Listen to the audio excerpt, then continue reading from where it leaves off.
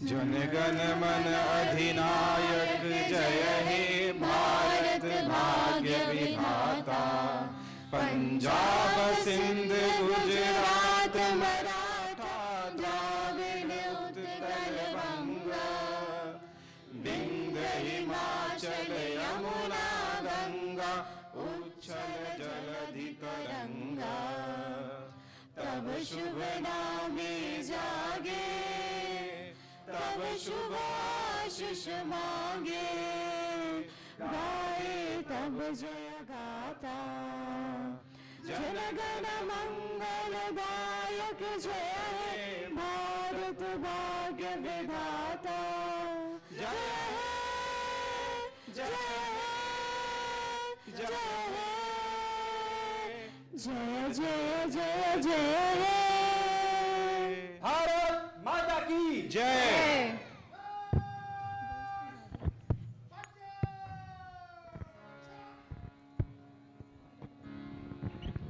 वन्दे मातरम्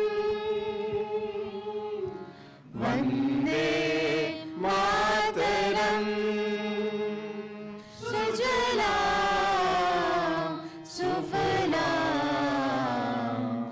मलयज शीतलां शस्य श्यामलां मातरम् वन्दे मातरम् वन्दे मातरम्। शुभ्रजोत्स्ना फलकितयामिनी फूलकृष्णभ्रमदलशोभिनी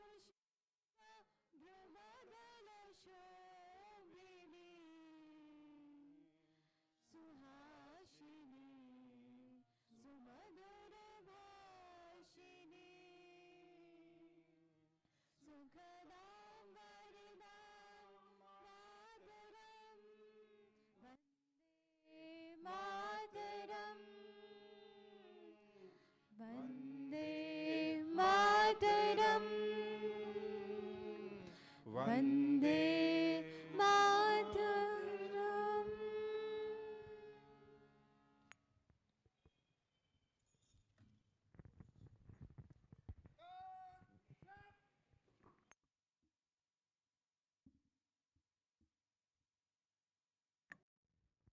स्वतंत्रता दिवस के शुभ अवसर पर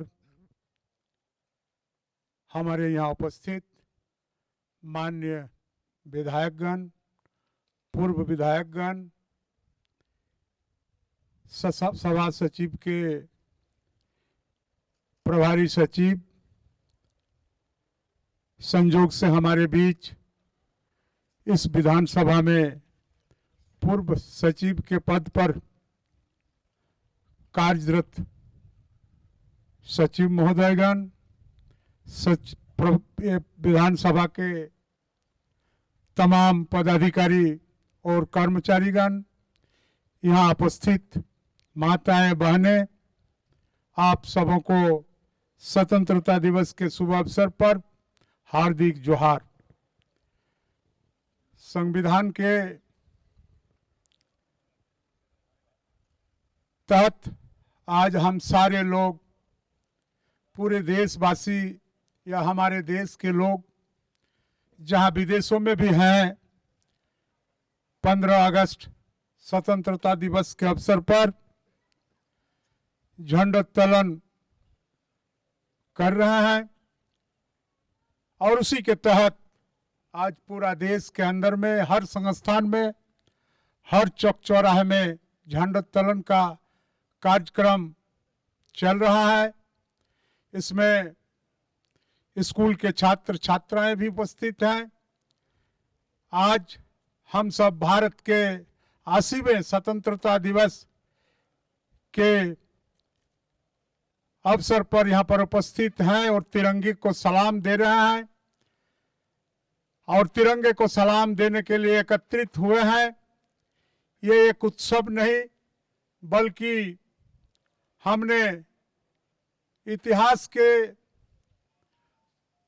उस पन्नों को स्मरण कर रहे हैं जिसमें हमारे स्वतंत्रता सेनानियों का कुर्बानी, बलिदान, सारा चीज लिखित है। साथ ही भारत की स्वतंत्रता किसी एक व्यक्ति या एक संस्था या एक समुदाय का काम नहीं है। इस क्षेत्र के संघर्ष का परिणाम, यही सब लोगों के मिलकर जो संघर्ष का परिणाम था, उसी का फलस्वरूप हम लोग इस देश को आजाद कर पाए हैं। और इसमें थोड़ा देखने में तकलीफ हो रहा है, आगे चले, आगे चले।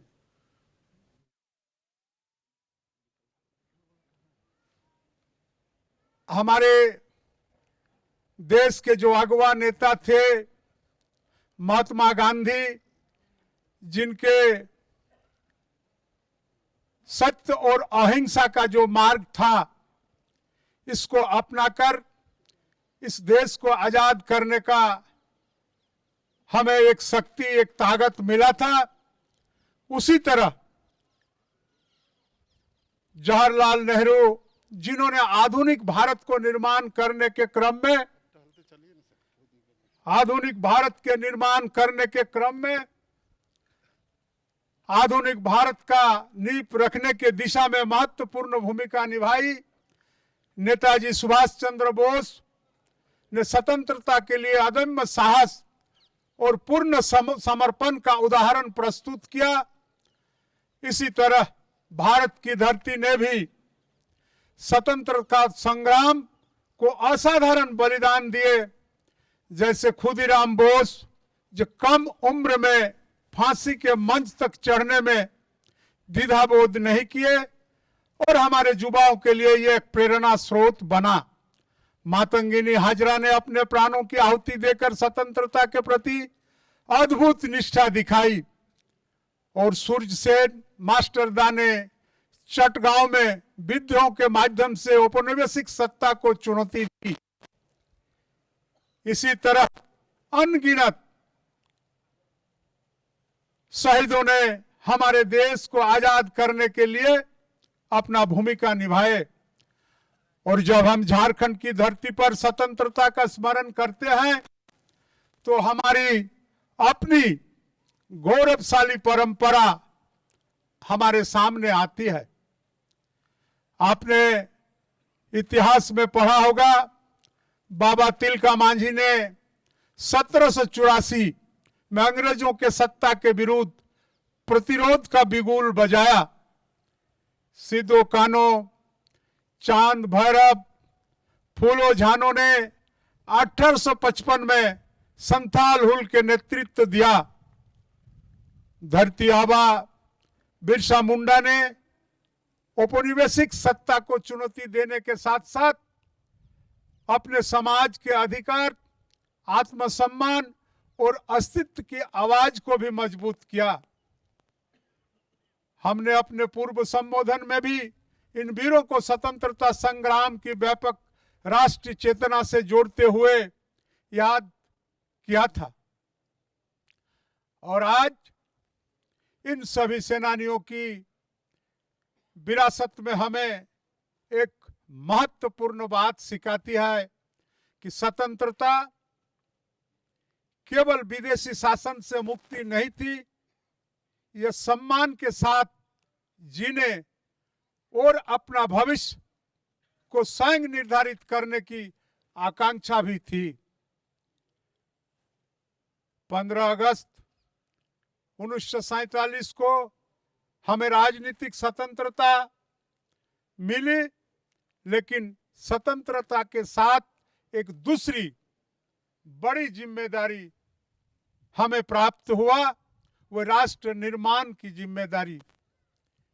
26 जनवरी 1950 को संविधान लागू हुआ और भारत ने संघ को एक संप्रभु लोकतांत्रिक गणराज्य के रूप में स्थापित किया।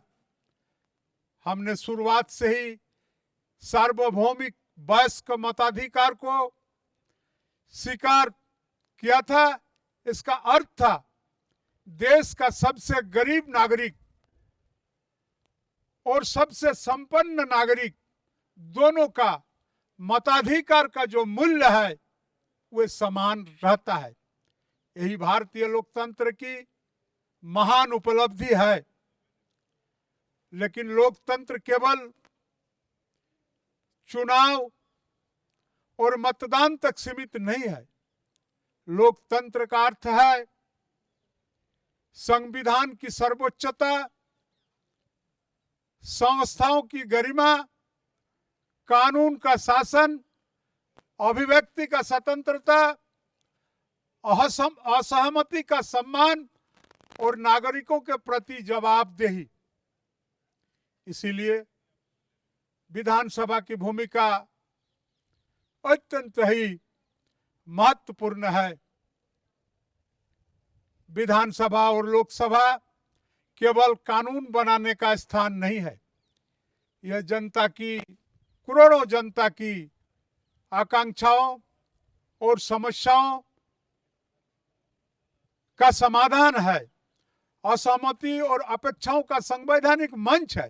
राजनीतिक विचार अलग हो सकते हैं, सरकार और विपक्ष की भूमिका अलग अलग हो सकती है, लेकिन लोकतंत्र की मर्यादा और संविधान के प्रति हमारी प्रतिबद्धता साझा होनी चाहिए। यही हमारा मूल कर्तव्य में से एक कर्तव्य है। स्वतंत्रता के बाद भारत ने आर्थिक क्षेत्र में भी लंबी यात्रा की है। आजादी के शुरुआती दशकों में हमने कृषि, सिंचाई, उद्योग, बिजली, वैज्ञानिक संस्थाएं और सार्वजनिक क्षेत्र के निर्माण पर जोर दिया। आपने सुना होगा हरित क्रांति ने खाद्यान्न सुरक्षा को मजबूत किया, शिक्षा और विज्ञान के संस्थाओं को आधुनिक भारत की मानव पूंजी तैयार की। इसी तरह फिर 1991 के जब आर्थिक सुधारों का दौर लागू हुआ, उन आर्थिक सुधारों में भारतीय अर्थव्यवस्था को एक नया मोड़ दिया और उदारीकरण का, निजी उद्यम और प्रतिस्पर्धा और वैश्विक अर्थव्यवस्था से जुड़ाव ने विकास का जो गति और अवसरों को और अधिक अनुकूल और बढ़ाया। 21वीं सदी में सूचना प्रौद्योगिकी, मोबाइल कनेक्टिविटी, डिजिटल भुगतान और डिजिटल सार्वजनिक सेवाओं ने अर्थव्यवस्था और शासन दोनों के प्रति एक व्यापक प्रभाव भी डाला और एक नई दिशा देने का काम किया। भारत ने गरीबी कम करने, बुनियादी सुविधाओं को विस्तार करने और वैश्विक अर्थव्यवस्था में अपनी भूमिका को मजबूत करने के लिए उल्लेखनीय प्रगति की है। लेकिन आज स्वतंत्रता दिवस पर हमें केवल यह नहीं पूछना चाहिए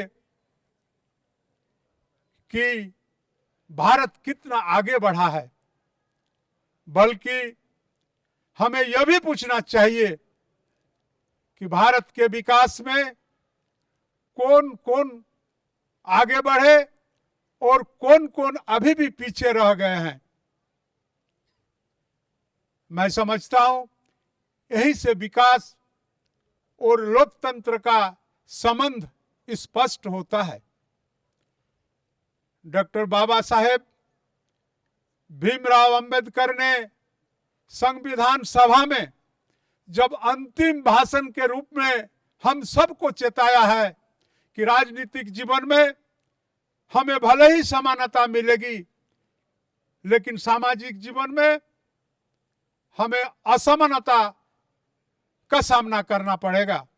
उन्होंने इस विरोधाभास को लोकतंत्र के लिए एक विशाल चुनौती के रूप में माना था और शासन को आगाह भी किया था कि जब तक हम समानता की ओर आगे नहीं बढ़ेंगे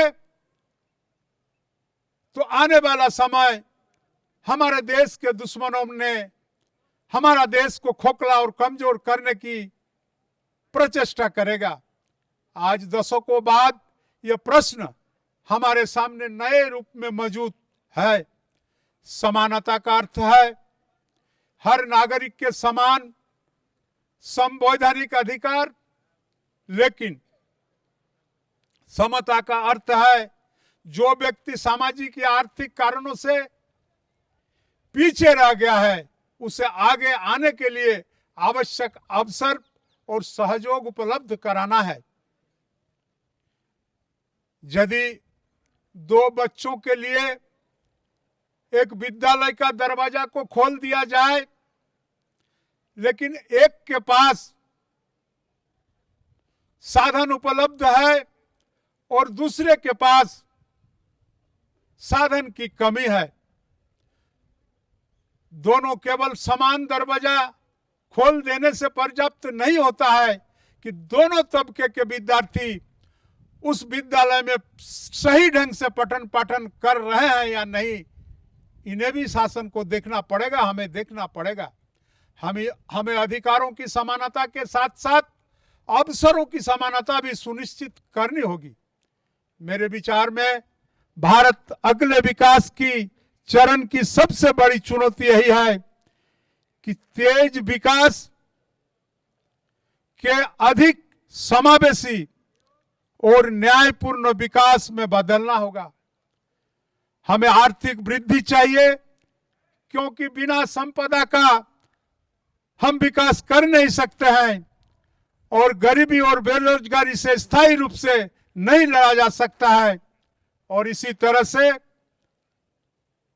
विकास की जो गुणवत्ता होगा, विकास का जो पैमाना होगा, वह उतना ही महत्वपूर्ण भी होगा। हमें गुणवत्तापूर्ण शिक्षा चाहिए, बेहतर स्वास्थ्य व्यवस्था चाहिए, पोषण चाहिए, युवाओं के लिए उत्पादक रोजगार चाहिए, महिलाओं के लिए आर्थिक भागीदारी बढ़ानी होगी, कृषि को अधिक उत्पादक बनाना होगा और टिकाऊ बनाना होगा। मैं समझता हूं छोटे उद्यमी और स्थानीय अर्थव्यवस्था को मजबूत करना होगा और इस स्थानीय व्यवस्था को मजबूत करने के क्रम में हमें झारखंड के संदर्भ में कहना है कि यह सुनिश्चित करना होगा कि झारखंड चूंकि मिनरल बेस्ड स्टेट है, यहाँ खनिज और प्राकृतिक संसाधनों से मिलने वाली आर्थिक शक्ति का लाभ यहाँ के स्थानीय समाज को, यहाँ के स्थानीय लोगों को, यहाँ के आने वाले पीढ़ियों तक पहुंचाने के लिए एक अच्छा नियम और कानून बनाने की आवश्यकता है। संथाल के क्षेत्र के लिए विकास और उसकी अर्थव्यवस्था केवल सड़क और भवन ही नहीं है, बल्कि उस क्षेत्र को भी विकास की इस दौर में स्वास्थ्य, शिक्षा, रोजगार, कृषि, वनोपज का उचित मूल्य, महिलाओं को समान अवसर, भाषा, संस्कृति के सम्मान के साथ साथ आधुनिक अर्थव्यवस्था से जुड़ने की क्षमता देना होगा। विकास का अर्थ अपनी पहचान खोना नहीं, बल्कि अपनी पहचान के साथ आगे बढ़ना है। चलिए, आज हमें यह भी स्वीकार करना चाहिए कि लोकतंत्र में असहमति कमजोरी नहीं है। प्रश्न पूछना लोकतंत्र की शक्ति है, आलोचना लोकतंत्र का स्वाभाविक हिस्सा है, लेकिन असहमति के साथ मर्यादा और सामाजिक मतभेद, साथ पारस्परिक सम्मान भी हमें उतना ही आवश्यक है। अगर हम इन तमाम चीजों को लेकर के आगे बढ़े, संविधान हमें अधिकार देता है, लेकिन नागरिक कर्तव्य भी के बारे में हमें बतलाता है। हमारे पूर्व संबोधन में भी मैंने इस विषय को रखा था और बल दिया था कि संविधान केवल शासन की रूपरेखा नहीं है, बल्कि उसे व्यापार में उतना ही जनप्रतिनिधियों और संवैधानिक संस्थाओं को उसका जिम्मेदारी उतना ही है। इन्हीं शब्दों के साथ आप तमाम लोगों को आज इस तिरंगे के नीचे हमें संकल्प लेने का आवश्यकता को आह्वान करते हुए स्वतंत्रता सेनानियों के बलिदान को केवल स्मृति तक सीमित नहीं रखेंगे, बल्कि उनके आचार विचार, आदर्श, नीति, नियम हम ऐसा भारत बनाएंगे जहां लोकतंत्र मजबूत हो, संविधान सर्वोच्च हो, विकास तेज हो, अवसर अधिक न्यायपूर्ण हो।